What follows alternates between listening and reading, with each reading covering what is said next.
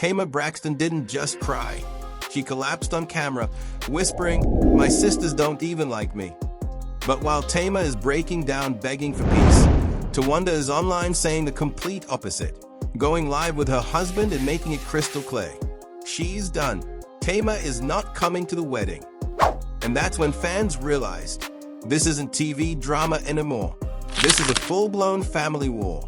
Tamar Braxton has spent years fighting battles the public never fully understood.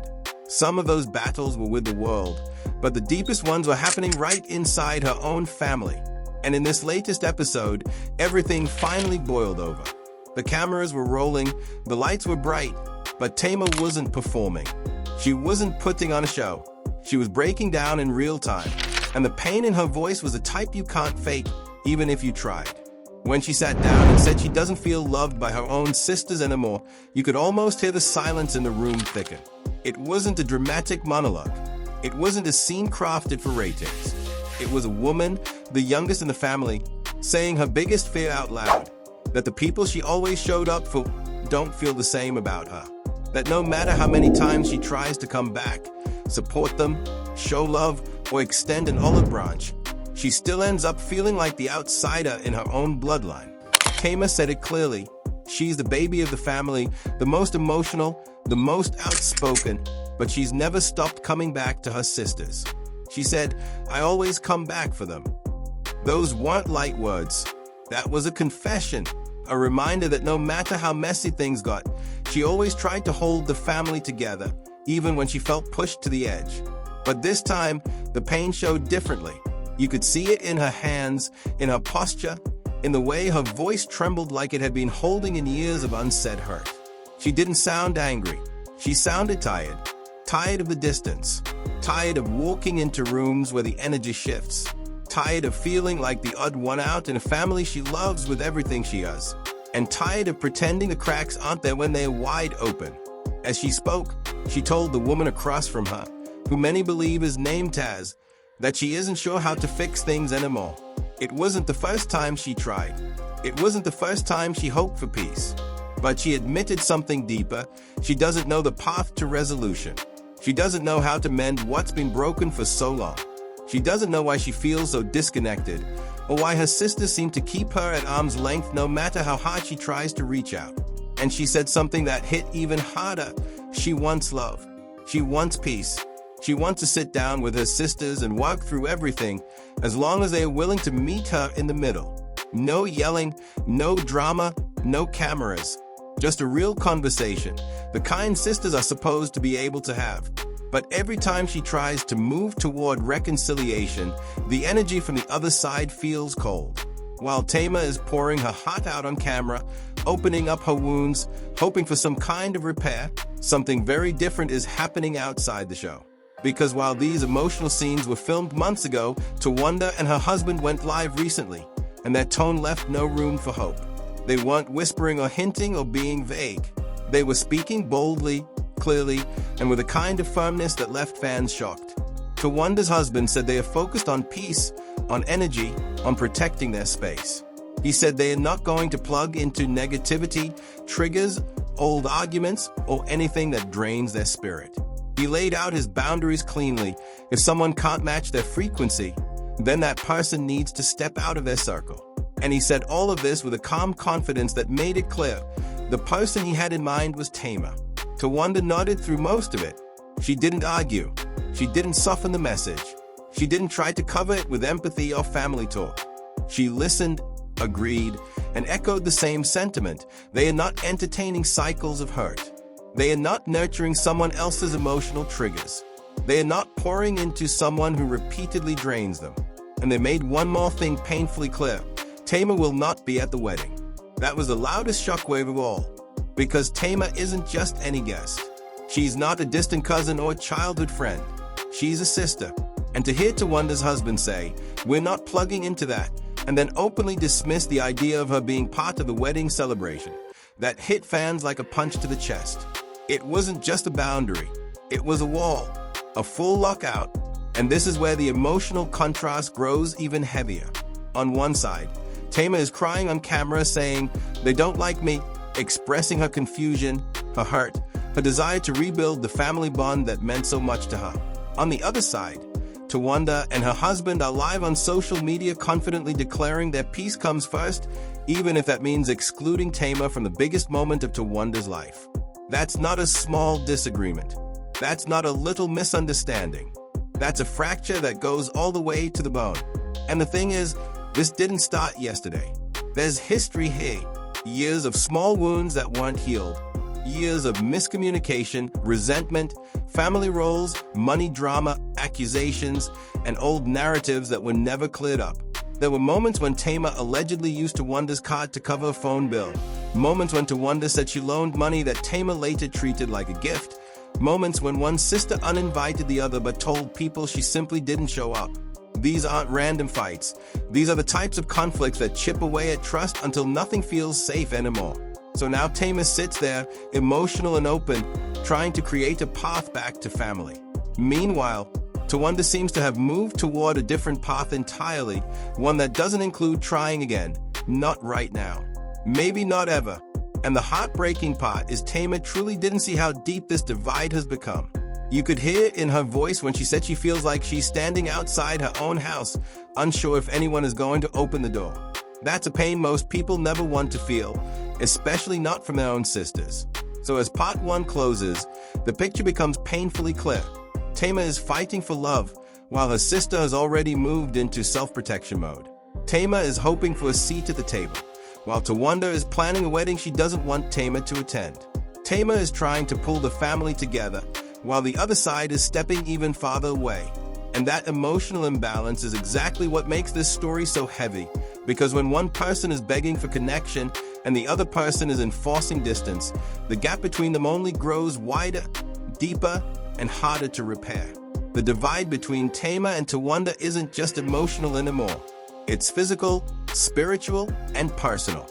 And as Tamar tries to make sense of why she's the only one fighting to fix things, it becomes even harder to ignore a painful truth.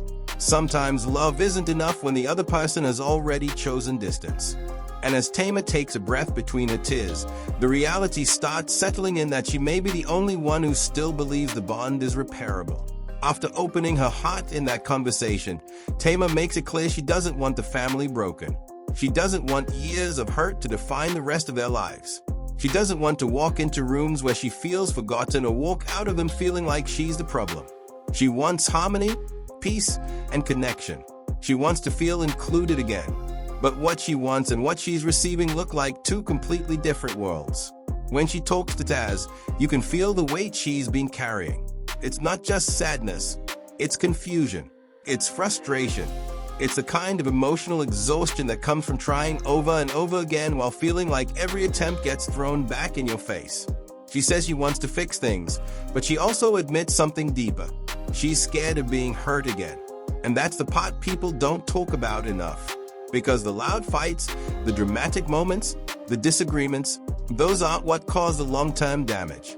The real pain comes from the quiet moments when someone you love chooses not to show up for you.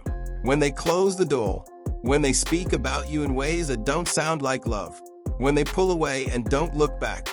That's what breaks someone from the inside. As Tamar wipes her tears and tries to explain what she's been feeling, she doesn't once try to paint her sisters as villains.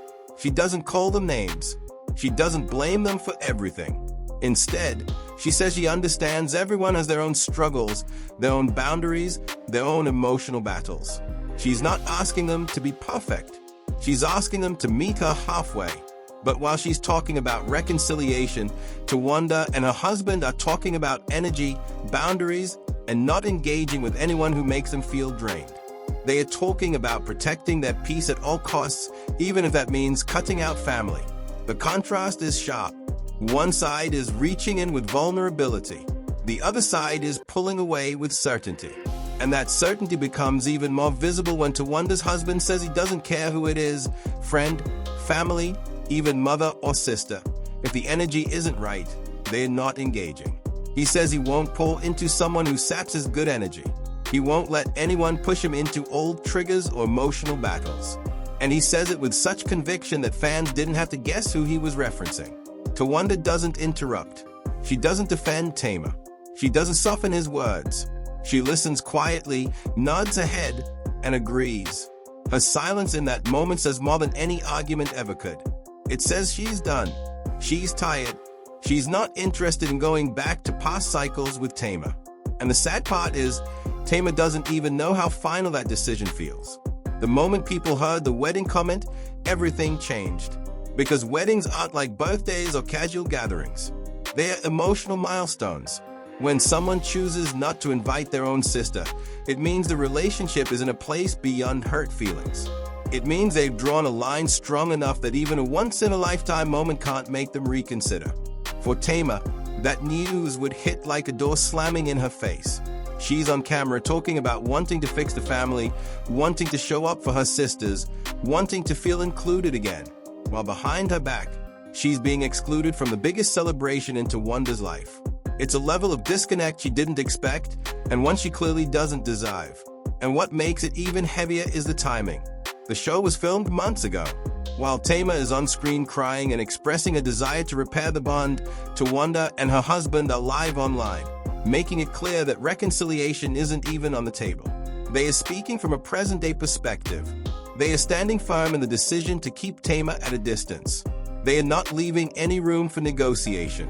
So as the cameras capture Tamar's vulnerability, the real-life situation is telling a much colder story. The past is spilling into the present, and Tamar doesn't even know how far things have gone. She's still carrying hope, while her sister is carrying boundaries that feel like brick walls. This doesn't mean Towanda is wrong for protecting her peace. It doesn't mean Tamar is wrong for wanting connection. What it means is that this family has reached a crossroads where both sides feel justified, but both sides end up hurting each other without realizing it. Family wounds cut the deepest because they involve shared history, childhood memories, old roles, old expectations, and unspoken resentments that never get resolved. And in the Braxton family, all those layers seem to be stacked on top of each other, one on top of another, with nobody stepping in to clear the air. Every argument sits on top of an older one. Every misunderstanding gets swallowed instead of addressed. Every hurt feeling gets ignored until it explodes somewhere else. And now, as Tamar tries to talk through her emotions with Taz, she keeps circling around the same painful idea. Maybe her sisters don't like her. That line alone breaks people's hearts because it shows how fragile she feels.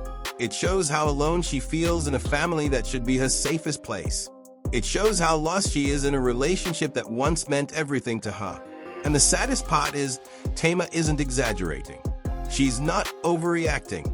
She's responding to real actions, real energy, real distance, and real decisions. Decisions like being uninvited from the wedding, being talked about in a way that doesn't feel loving, being treated like the problem even when she's the one trying to repair things.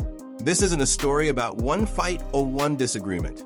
This is years of unresolved tension crashing down at once. It's two sisters moving in opposite emotional directions. Tamar is reaching in. Towanda is stepping out. Tamar is opening up. Towanda is closing the door. Tamar is crying for peace. Towanda is choosing separation.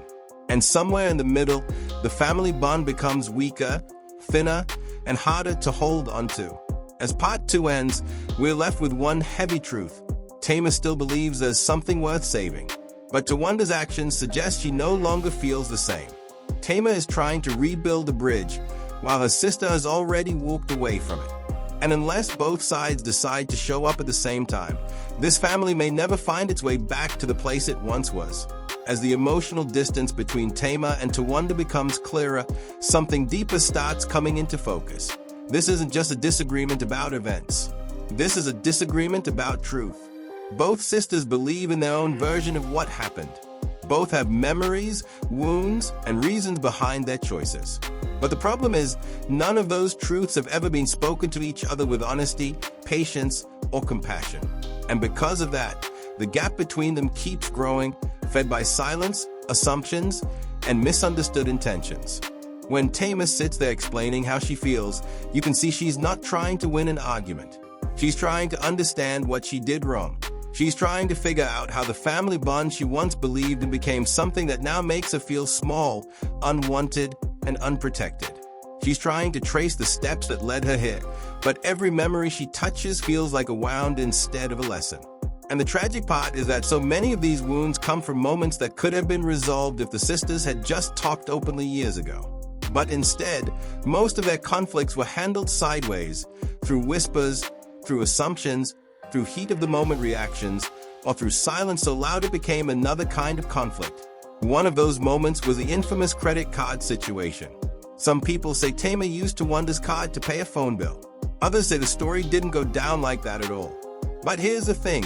It doesn't even matter whose version is correct. What matters is that it left a scar on both sides. Towanda felt taken advantage of. Tamar felt misunderstood and wrongly framed. And neither of them really came back to sit down and clarify what actually happened. Then there was the incident where Towanda loaned Tamar money and later felt like Tamar acted as if it were a gift. Again, two completely different perspectives on the same moment. Two completely different emotional reactions. And once again, nothing was addressed long enough for the wound to heal. It sat there, quietly poisoning the relationship every time something new happened. But the moment that truly broke trust for many fans was the situation where Towanda uninvited Tamar from an event and then told everyone Tamar simply didn't show up. That type of moment hurts differently because it damages not only the relationship but also the way the world sees you. Tamar wasn't just left out. She was made to look irresponsible, childish, or uninterested. And that kind of narrative, especially in a family already filled with tension, hits like a heavy blow straight to the heart. To Tamar, these moments weren't random. They felt intentional. They felt like choices made against her, not misunderstandings. And for someone as emotional and sensitive as she is, the damage lingered for years. Every disagreement after that didn't happen alone. It happened with all the old scars sitting right beside it. But from Towanda's perspective, things look different. Her recent live with her husband showed she feels drained, tired of cycles, exhausted by old triggers and emotional explosions. She's convinced that peace is more important than proximity, even if it means distancing herself from someone she grew up with. She's convinced the healthiest thing for her own life is to stop engaging in patterns that make her feel heavy. And Tamar, in her eyes, represents those patterns. That's why she didn't hesitate when the question about the wedding came up. She didn't need to think. She didn't need to talk it out. She was clear. She was firm. She was unmoved. She said Tamar's not coming. And she didn't say it with hate. She said it with something scarier, acceptance. It wasn't anger. It was closure. And that's what makes this situation feel so final. Tamar is still hoping there's something to fix. Towanda is responding like everything is already over. As Tamar's breakdown airs, fans can see she's desperate for clarity. She wants to know why the warmth has disappeared. She wants to know why her sisters moved like she's a stranger. She wants to know why she's the only one holding on to hope. She wants answers that might never come, because the people she needs answers from aren't even trying to have the conversation. So Tamar does what she always does. She tries to look inward. She tries to understand if something about her personality makes her sisters pull away. She admits she's opinionated.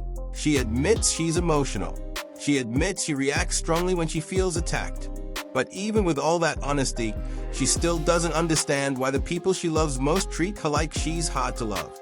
And the painful irony is, she's not wrong. Tamar loves loudly. She loves dramatically. She loves passionately. And sometimes that type of love doesn't mix well with people who cope differently, who communicate differently, who create boundaries instead of confrontation, who prefer peace over emotional intimacy. Towanda is one of those people. And when she and her husband went live, they spoke a language that showed exactly how different they are from Tamar, a language of emotional distance, spirituality, calmness, and self-protection. They talked about frequencies, about energy, about not letting anyone pull them into negativity, about not entertaining gossip or arguments. They talk about love and peace, but it was a love and peace that doesn't require closeness, just distance and boundaries. And hearing them say that they won't nurture anyone's triggers, including Tamar's, must sting more than anything else. Because in Tamar's heart, she wasn't asking them to nurture her. She was asking them to hear her, to see her, to include her, to love her the way she loves them. But instead, she's being treated like a responsibility rather than a sister. So here's the heartbreaking reality. Tamar is trying to heal a relationship that the other side doesn't seem to want anymore. She's fighting for a connection while they are fighting for peace. And those two goals are pulling them in opposite directions. But this brings us to an even heavier question. Where does this leave the family? The Braxton sisters have built careers together.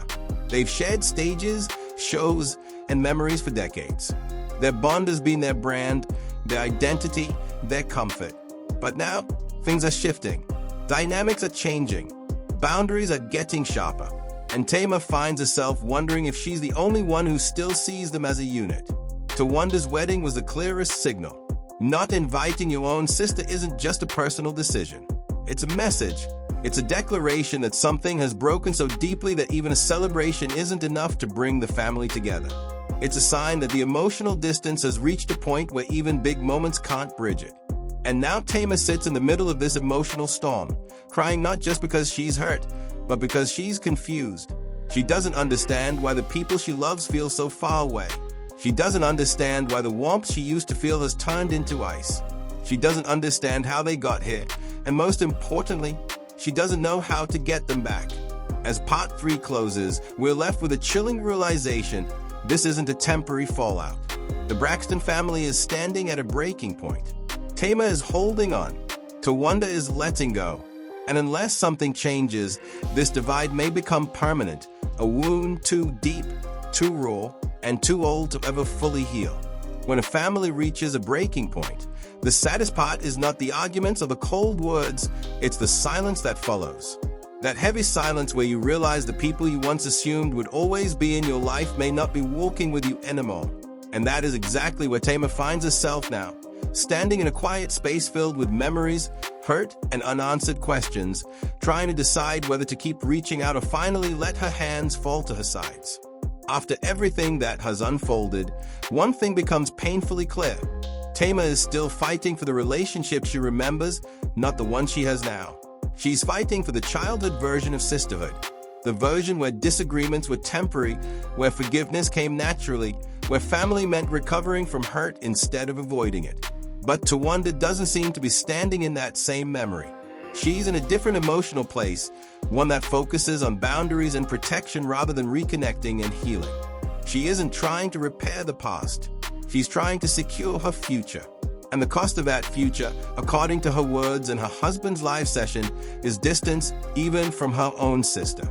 And that's the tragic part of this unraveling. Two people can love each other deeply and still have completely different visions for what peace looks like.